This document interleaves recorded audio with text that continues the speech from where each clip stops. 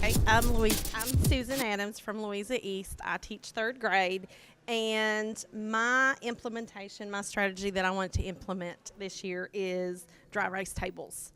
Um, a few years ago, our principal then got all the math teachers brand new tables, and they were dry erase tables. So all the math teachers had these wonderful little tables, and I kept thinking every time my new principal would ask me, she would say, "Is there anything I can do for you, Miss Adams?" And I would say, "I would like new tables."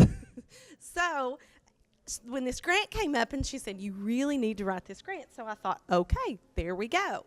And some problems I see in my classroom that I would like to address with these tables: collaboration. Students have a hard time collaborating with traditional desks. They're tripping over each other, they're reaching around, the desks are wobbly, that kind of thing. So they need a table, just a flat surface to just collaborate, and it just makes it easier for them.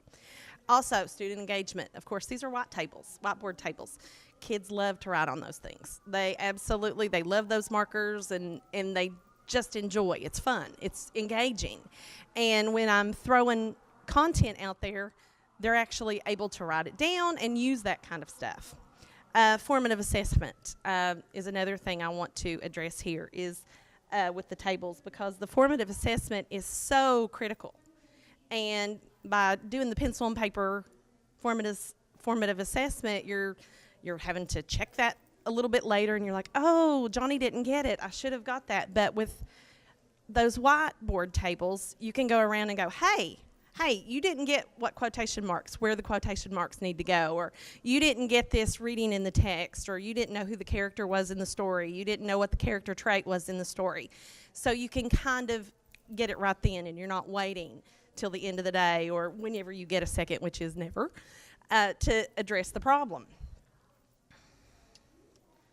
Of course, with whiteboard tables, I'm going to need markers and all that good stuff, and I got some really good deals at Walmart when everything was on sale.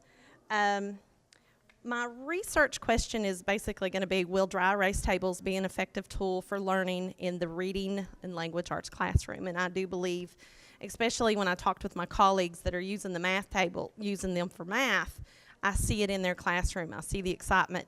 I see them formatively assessing their kids really quickly. With these tables, I expect to see students' engagement rise. I want to see the kids be more involved, and that collaboration to be much easier. I hope to be able to see the outcomes of this through some of the STAR testing that we do. I hope to compare my data from last year to compare the growth from this year and see if they really had an effect on my kids' learning. So that's my grant. Any questions? I'm just looking at what they have in the math classrooms, and theirs are 48 by 30.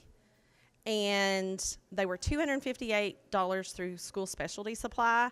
However, we just looked at Amazon Prime, and they're actually $200. So I'm hoping to change it and get the Amazon Prime so I can get 5 tables versus 4. So